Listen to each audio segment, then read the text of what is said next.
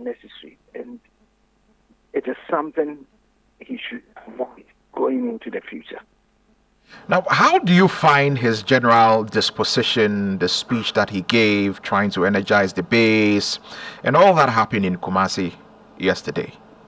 Well, I think it serves the purpose for which primarily he would have been chosen for the ticket. Because without a doubt, he is one of the most popular politicians in Ashanti region.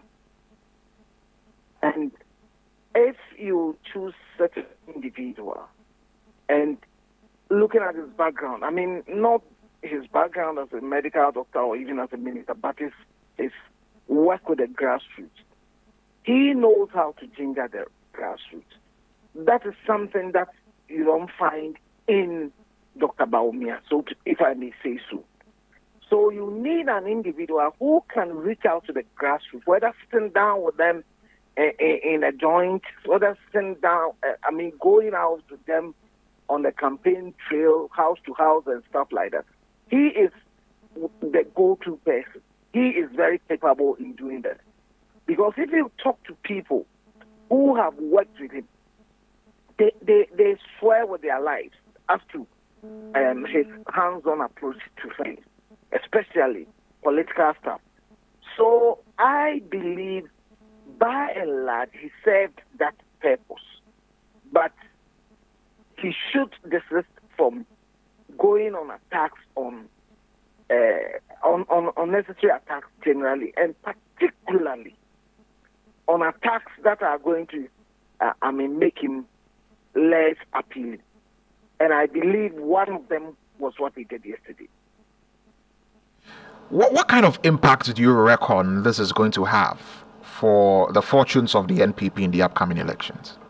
The Nkrumah comment, or the general, his presence on the ticket. His presence on the ticket, his utterances, and his ability to mobilize the base of the party and appeal to voters who are not even core NPP supporters.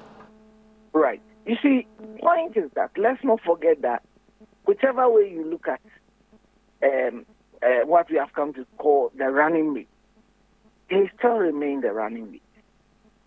And the first and perhaps the most significant part of the deal is the candidates themselves. If you have a very marketable candidate, you bring on board a running mate that will who will complement the running mates. Sorry, the candidate. So in this case, for me, I believe what people are going to look first and foremost is who is on the ticket, who becomes the president if that ticket wins. If it is Dr. Bawumia, in this case, the NPP needs to project Dr. Bawumia in the best possible light. Of course, projecting the running mate helps with certain things. I would always go back to 2016 and the role that Dr. Bawumia played.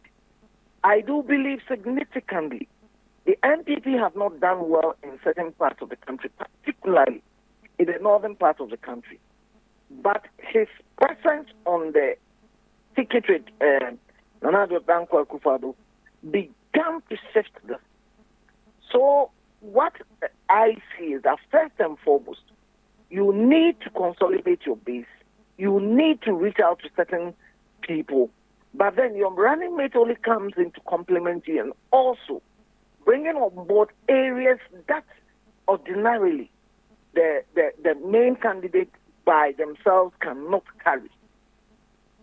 That is the essence of having a solid running mate. But the onus, first and foremost, lies with the candidate. Right. Before you bring on board what the running mate can also do for the ticket. Right. Dr. Frederick Odro, we'll leave that conversation here. I'm grateful that you've spoken to us here on the show this morning. You're welcome. Dr. Frederick Odro is a governance expert speaking to us this morning here on the Morning Star. It's 9:50 a.m. You're still listening to the Morning Star. This is Star 103.5 FM. Hisense is best known for all your electronic